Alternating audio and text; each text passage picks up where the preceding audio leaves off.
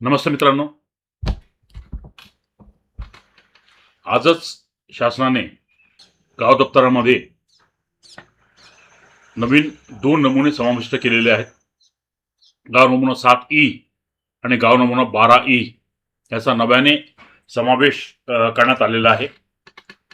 आपण शासनाचा हे परिपत्रक आहे, शासन निर्णय आहे 10 जुलै 2026. तर याप्रमाणे मी ज्यावेळेस जवळमंदी आयुक्त कार्यालयामध्ये होतो त्यावेळेस या शासन निर्णयाचा ड्राफ्ट जो आहे तो मी तयार केला होता. म्हणून मला विशेष आनंद होता हा व्हिडिओ तयार करताना. हा गाव नमुना 7E आणि हा गाव नमुना 12E अशा शासनाने आता याला मान्यता दिलेली आहे. विहित करून दिलेले नमुने आहेत, याला आता कायदेशीर मान्यता मिळालेली आहे. थोडक्यात बघू. शासन निर्णय आहे 10 जुलै 2026चा. अनुसूचित जमाती आणि इतर पारंपरिक वननिवासी वन हक्काची मान्यता अधिनियम 2006 आणि नियम 2008 आणि त्या नियमात झालेली सुधारणा 2012 या अंतर्गत यापूर्वी वन हक्क प्राप्त दाव्यांच्या नोंदी गाव नमुना 7 जो आपला खंड 4 नुसार आहे, तर त्या 7 मध्ये इतर हक्क या स्तंभात आपण करायचो. त्यांची नावं इतर हक्कामध्ये दाखल करायचो आणि तसेच या स्तंभात अनुसूचित जमाती व इतर पारंपरिक वननिवासी वन हक्काची मान्यता अधिनियम 2006 कलम 4 पोटकलम 1 अन्वये प्रदान करण्यात आलेला हक्क वारसगामी असेल, म्हणजे वारसाची नोंद होऊ शकेल, परंतु तो संक्रम्य किंवा हस्तांतरणीय नाही. परंतु त्याची कुठल्याही प्रकारे हस्तांतरण त्या जमिनीचं होऊ शकणार नाही, ही अटही आपण इतर हक्कामध्ये नमूद करायचो. परंतु या ज्या नोंदी आहेत या गाव नमुना 7च्या इतर हक्कामध्ये नोंदवल्यामुळे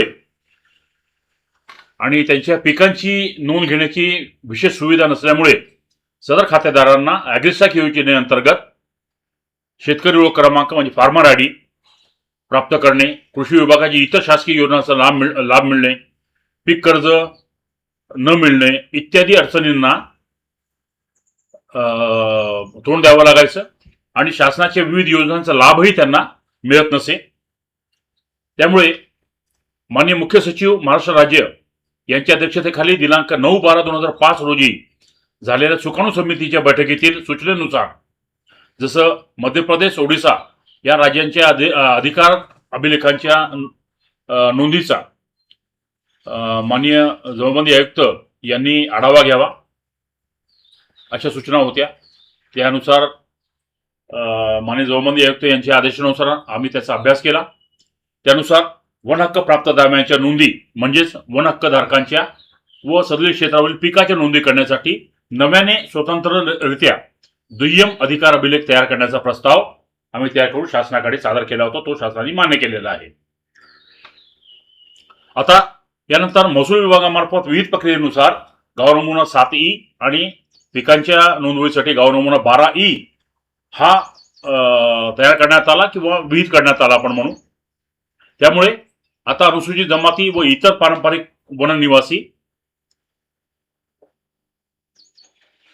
यांच्या वन हक्कांना मान्यता देऊन ते निहित केल्यानंतर त्याची नोंद जी आहे ती अधिकार अभिलेखात स्वतंत्ररित्या जो नवीन नमुने तयार केलेले आहेत गाव नमुना 7E यामध्ये करण्यात येईल आणि पिकाची नोंद जी आहे ती गाव नमुना 12E मध्ये तयार करण्यात येईल. अशा नोंदी करताना जिल्हास्तरीय वन हक्क समितीकडील उपलब्ध मूळ दस्तऐवज किंवा अभिलेख यामधील नोंदीचा आधार घेण्यात येईल आणि उक्त गाव नमुना 7E मध्ये वन हक्क धारकांची नावे दाखल करून इतर अधिकार स्तंभात पुन्हा हा जो हक्क आहे वन हक्क हा वारसगामी असेल, मात्र हस्तांतरणीय नाही असा शेरा आहे तसा पुन्हा नमूद करण्यात येईल.